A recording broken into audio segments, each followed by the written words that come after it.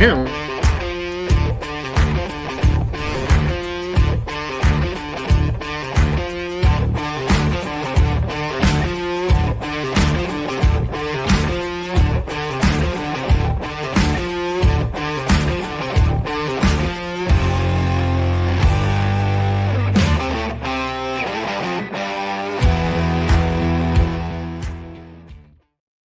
What's going on, everybody? Welcome in to the Daily Dime. Welcome in as well here. Always in the chat. Appreciate you, my friend.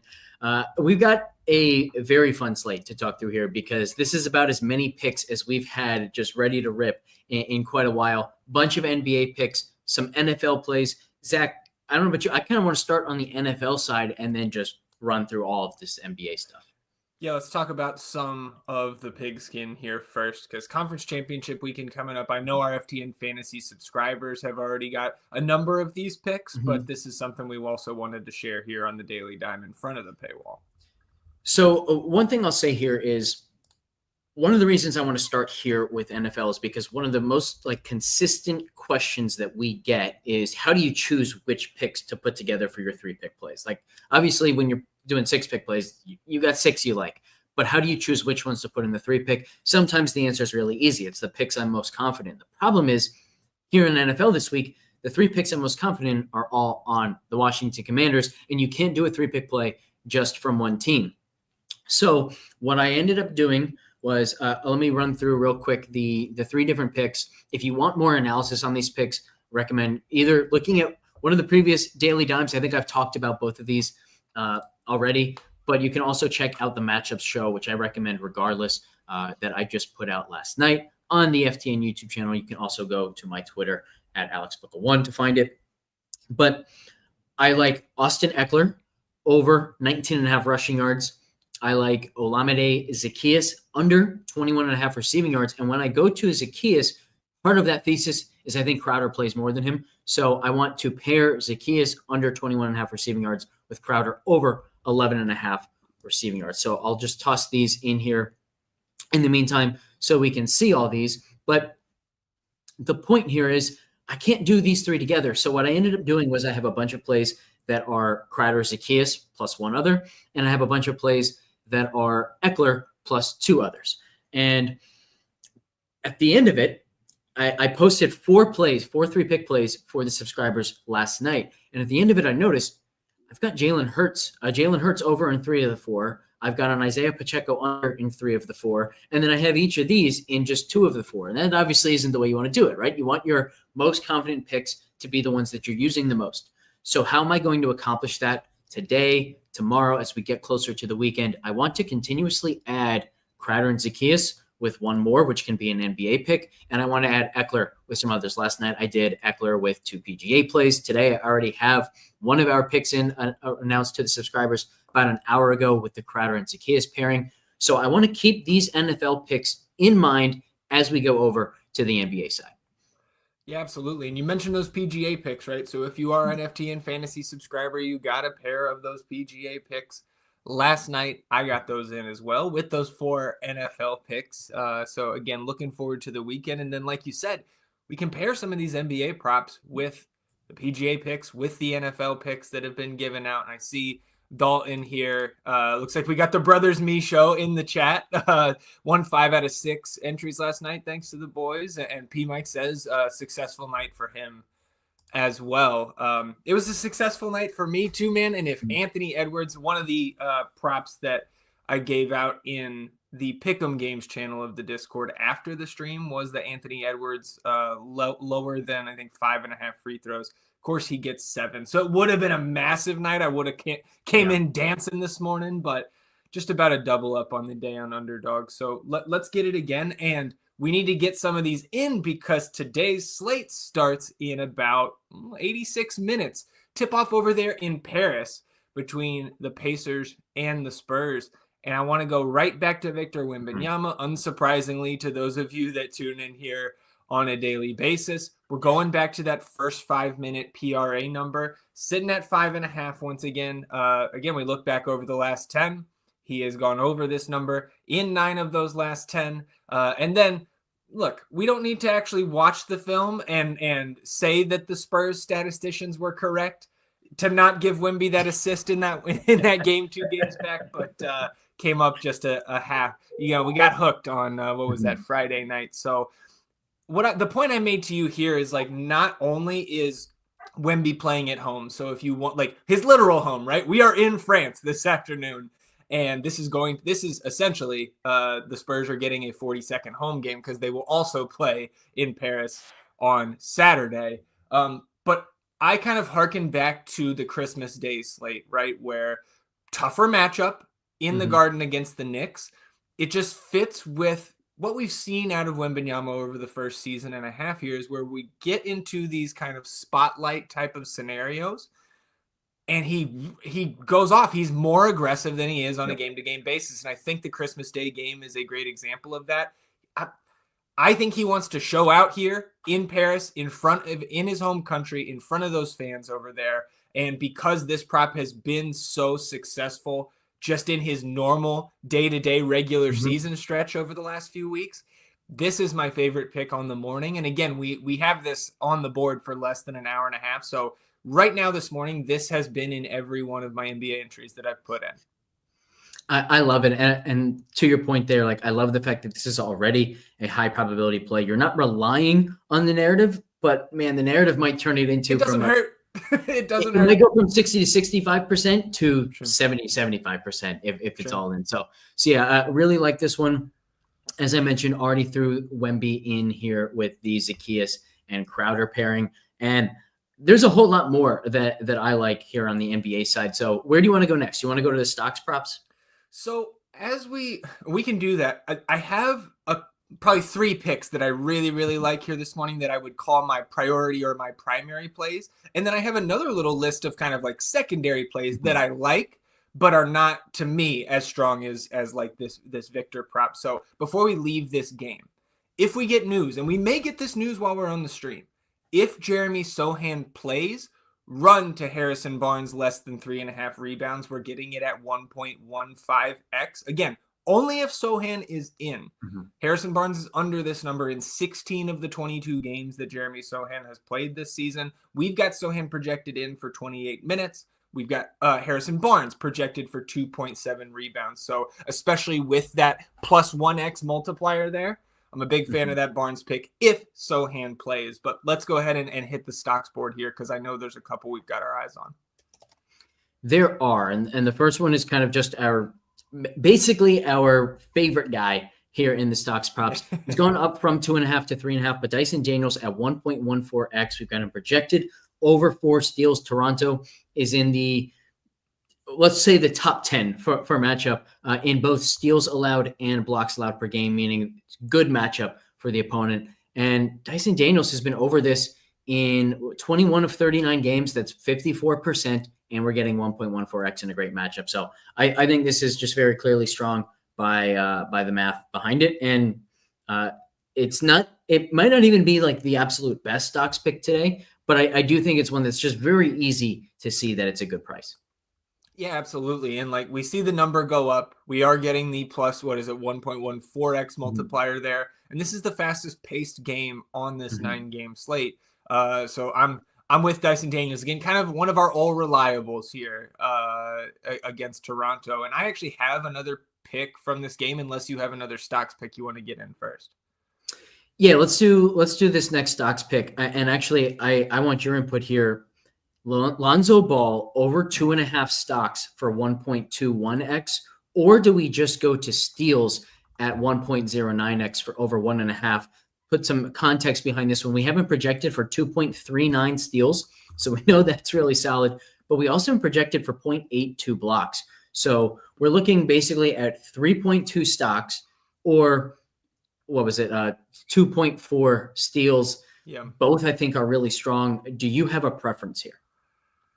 Well, the 1.21x, I think it is on the stocks, right? Like that keeps it a conversation for me, because like straight up, if we had the same multiplier on these, to me, it's clearly the steals. This is a guy averaging 1.6 steals in just shy of 20.5 minutes per game, now in a starting role over his last 2 appearances here.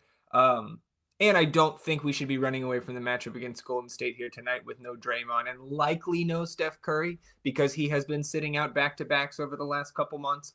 So then you look at the disparity in multiplier. We're still getting, 1.09x or something on the 1.5 steals.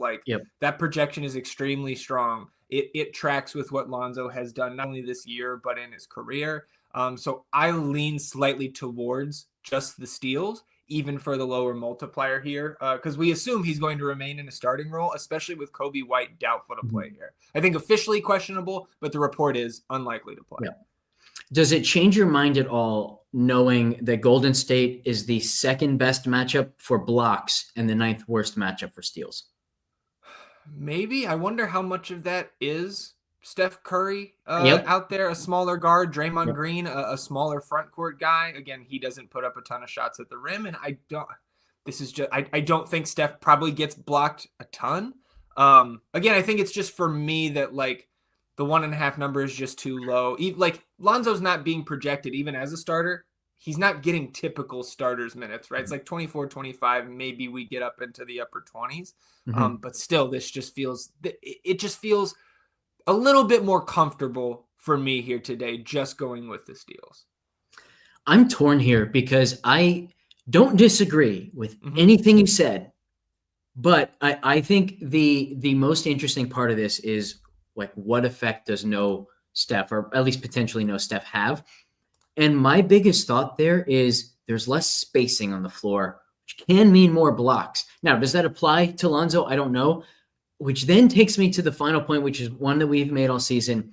Lonzo seems like a prime candidate for the kind of guy who's going to get the kind of strips around the rim that some scorekeepers are going to call a steal and some are going to call a block. So I think I'm actually leaning to the 2.5 stocks because we get a bit more of a multiplier all the way up. 1.21x is no.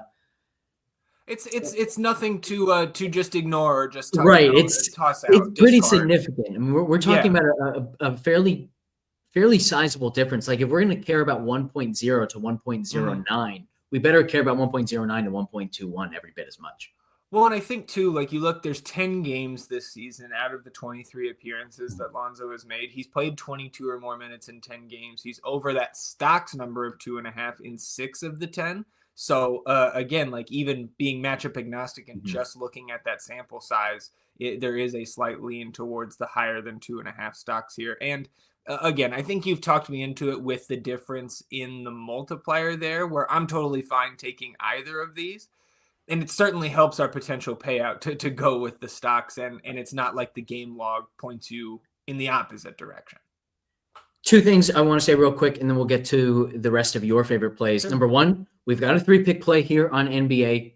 Wemby, Daniels, Lonzo, if you want it. We also now have a 6-pick play if you include these NFL plays. I'm going to drop these NFL plays just from the screen right now as we get into the rest. But actually, you know what? Let me place this one before these go, anywhere, because I need to lower that. All right, let's see. I don't necessarily want to do the max, though. Let me see what gets me to that 2,500 magic number. There we go.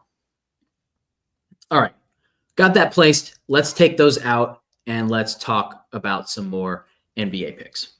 So I want to go to Milwaukee and Miami here tonight and look at Giannis. His rebounds line is set at 12.5 here. And I'm actually looking towards the lower side where we're getting a 1.06x multiplier when we go under on his rebound line.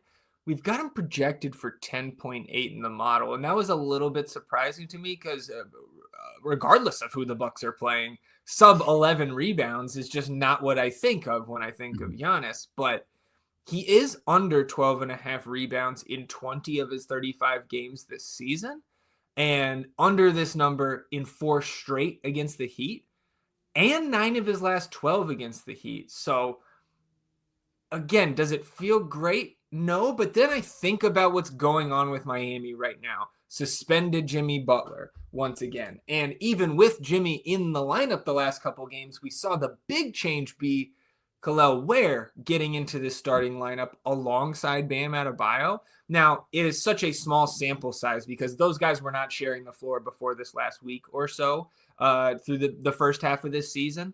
So it's a very small sample size to draw a conclusion that, Miami becomes that much more tough on the glass. But I think it makes sense just from a sheer size perspective. And obviously, from my ownership and my best ball teams, I am a Khalil Ware fan. I am a believer here. The Heat are 7.5-point road dogs here. Pretty fair 226.5 implied total there in terms of where you think this total may have gone with the Heat and the Bucks with a shorthanded Heat team here. But that plus the model plus the game log watching I'm doing here in this specific matchup, I think this is one that I'm pretty heavily in on here today. And if you went to my live entries, you would see a lot of Giannis lower than 12.5 rebounds. And again, we're getting that little extra cookie with the 1.06x multiplier. So I'm a big fan of this one today. Yeah, I think it's also important to remember, like, a lot of the time when you're looking just at our pure projections and what our model likes, what our pick'em tool likes, you need to ask yourself, is there some aspect of this game that makes it difficult for the model to be as accurate as it usually is? And there isn't anything like that here in this game. And if anything, like you actually pointed to the fact that this potential change in the starting lineup for Miami might work even more in the direction of this under. So I'm with you. I like it. I think this is one where even if I can't intuitively see why we haven't projected as low as we do, this is one where I'm definitely inclined to just trust it.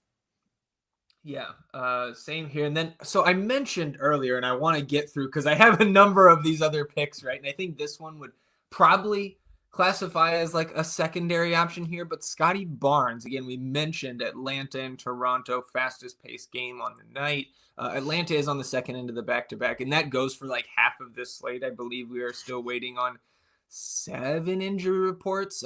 Bucks, Hawks, Mavs, Thunder, Kings, Warriors, Celtics. So it does make it tough to talk about the slate from a DFS perspective as well. But Scotty Barnes, okay, I think that I was looking around, poking around rebounds and assists and rebounds plus assists, or even PRA at 34.5. And I think we have slight leans towards the higher than on all of those. But what catches my eye in this type of a game, this type of fantasy environment, is Scotty Barnes double-double.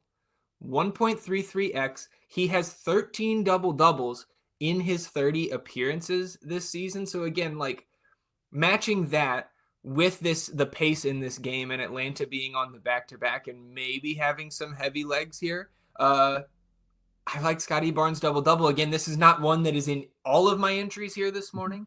But that multiplier, combined with the fact that not only does Scotty Barnes have double-doubles in nearly half of his games this year, he can get double-double. We're not just like an Amin Thompson, we're looking for points and rebounds, right? Yep. He has 3 double-doubles with assists this year. One of those was a triple-double, so I did not count that as a double-double in this. So he has 13 double-doubles. One of them was a triple-double. But the fact we also have that type of an out here where, are we really that surprised if Scotty Barnes gets 10 assists against the Hawks here today in this one? 234.5 implied total there in Atlanta. I'm not. So again, this is a secondary play here for me today, but I do have it in some 3-pick entries. And I believe 1 6-pick entry here with all of the picks that we have floating around and the 3 or 4 that I still want to talk through here.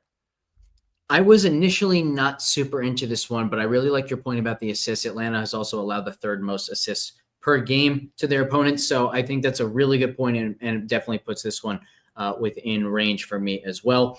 How about your next one? Yeah, let's go to the games later in the evening. I want to go to Sacramento. This would be another priority play here for me tonight, and it's De'Aaron Fox, higher than 5.5 assists. So over this number in 23 of his 40 appearances so far this season, but we've got him projected for 6.7 assists tonight against Denver. Kings, second end of a back-to-back, so we'll see if anybody takes a seat. We've had some guys in and out of this lineup, including Fox himself. And I think this line being Nuggets by 8.5, 241.5 implied total, maybe pushes me towards the idea that we're going to see Fox or Monk or DeRozan, somebody maybe take a seat here.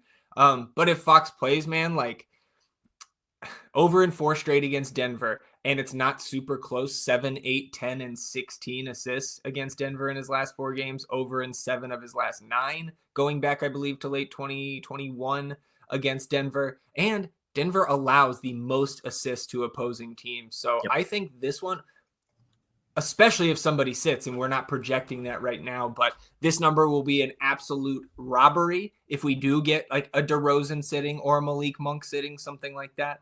I guess, again, there is a slight chance that Fox himself could be sitting, because this line, to me, like, the Kings are one of the hottest teams in the league right now. I don't think they'd be near double-digit dogs if everybody was playing.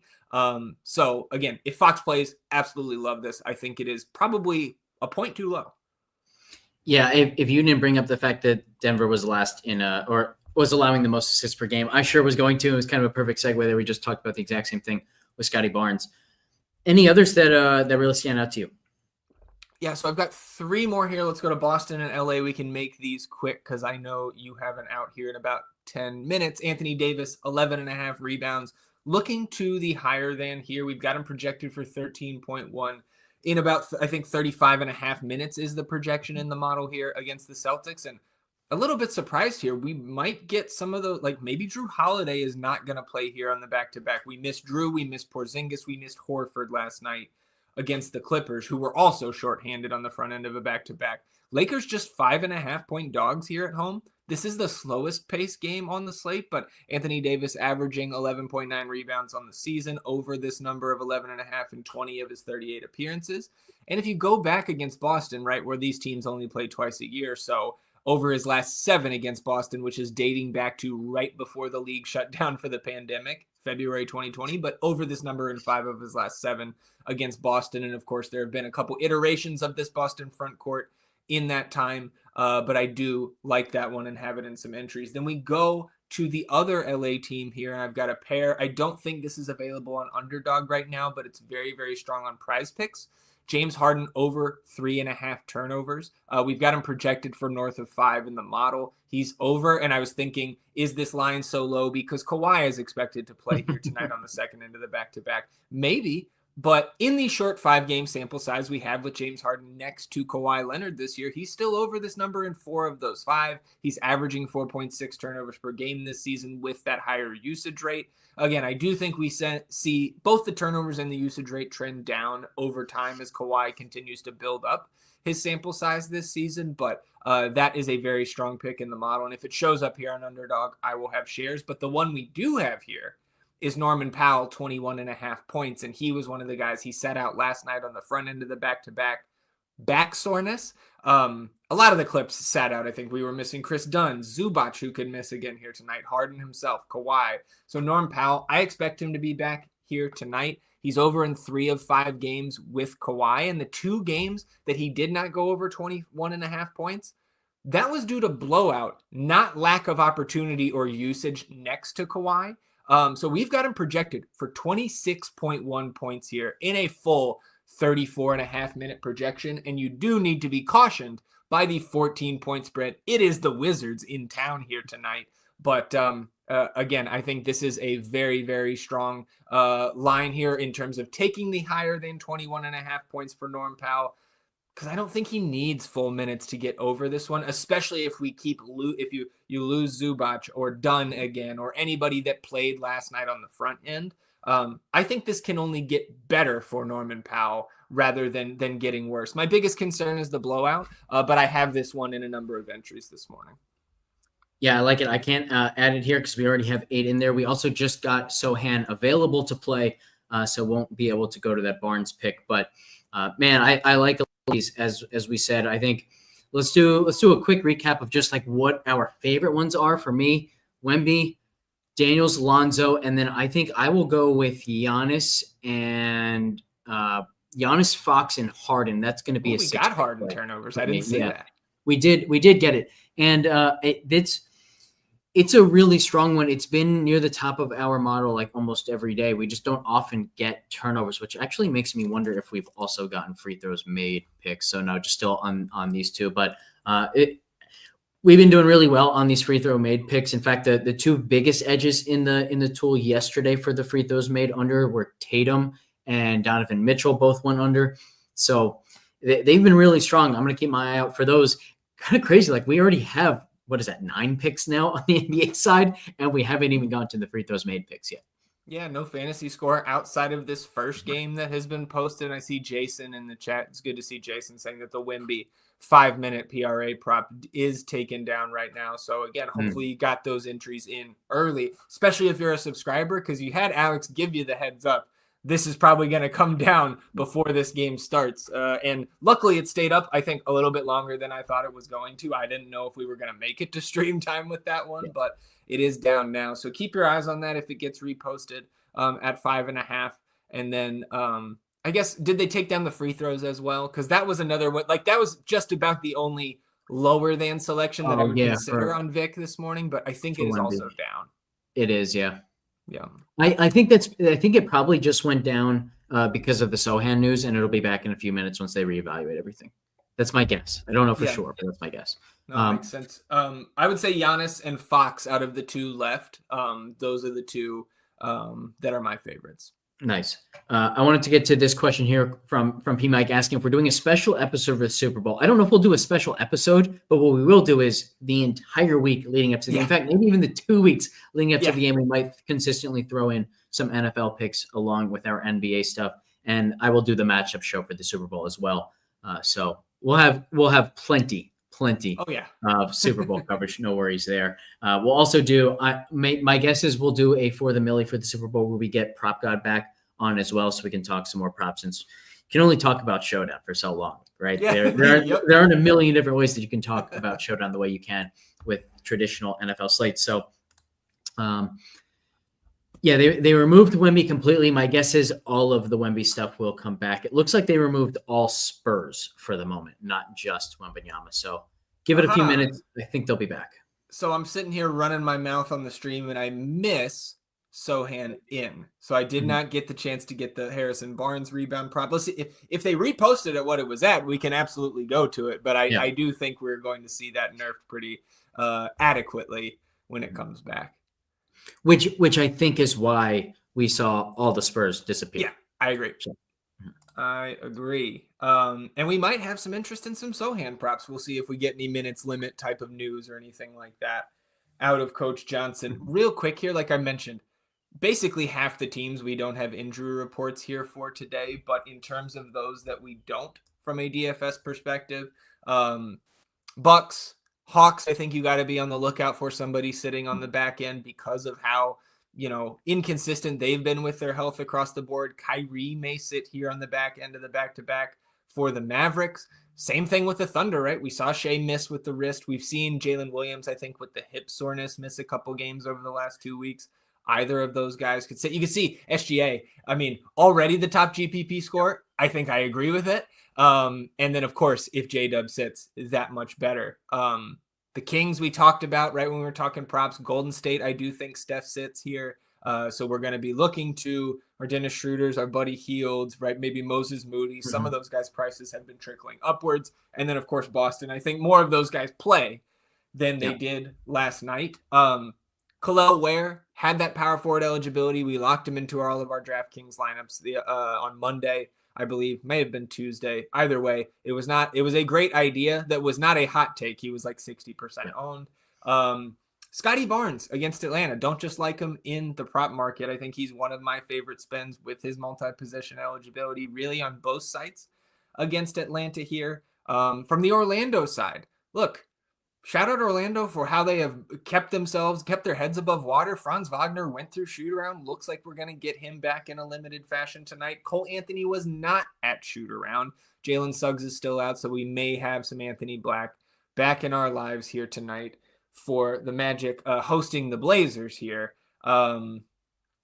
And I think that's about it from like the injury back-to-back type of perspective. Of course, there are a couple other Q tags and the like. We mentioned Kobe White being listed questionable, but reportedly not expected to play against Golden State. So there is a lot to this slate, but there are so many moving parts at this point of the day that ownership, GPP scores, anything that I say is going to be obsolete in 5 hours when we get, about an hour before lock. So I think it lines up not having a ton to say about it definitively right now lines up with your heart out here to get us out in about a half hour on the Daily Dime. So plenty more to come for our subscribers in the NBA Discord leading up to lock. We'll have our top plays. We'll get our ownership updated and the like. And of course, on a slate like this, I'll try to put as much context into chat as possible because we don't have that stream before lock. And I've got one thing to add here on the DFS side, and that is whenever we have a day like this where we're expecting a lot of news to completely change things, I like to take note of who are the guys who are projecting as very good values early in the day, who are also not just like projecting well, but also seeing signs that the industry agrees. We call this the reverse theme theory in NFL DFS. So anyone who's been with us for NFL kind of knows this thought process. But who really stands out in this way this morning? It is Lonzo Ball. By lock, he might not be popular because there might be a bunch of guys around him in price who just project better because now all of a sudden they're in line for all these minutes. But man, for a guy who contributes in 5 categories, who might play more than 25 minutes if he has to here in a very good matchup, we're talking about how much we love the stocks upside from him in the props side, and then obviously that also helps a ton on DraftKings. So man, if Lonzo falls to, let's say, 7-8% at $4,400, I will be extremely interested there.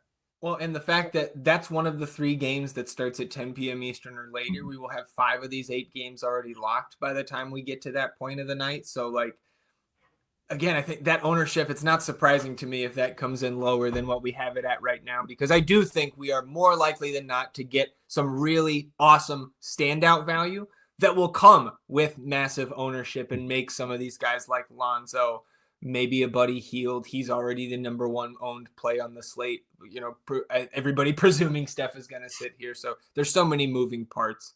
I'm excited for the slate, man. This is like uncertainty is really the place you want to be for the field as a whole, not for us here at FTN. Right. Again, we got to sift through all that news as it comes. Yeah, so I don't know about you, but I'm going to try to get as many of these plays in as possible in the next few minutes and post all of those in the Pick'em channel of our Discord here at FTN.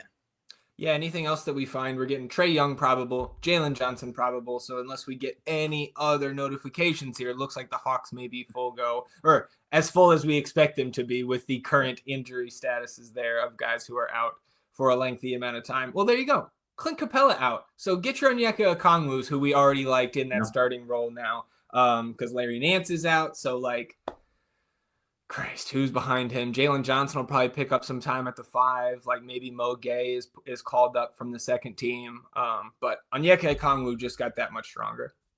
Yeah, I'm guessing a lot of his props will be taken off immediately, but I can definitely check that. And how about this question here from Terrence?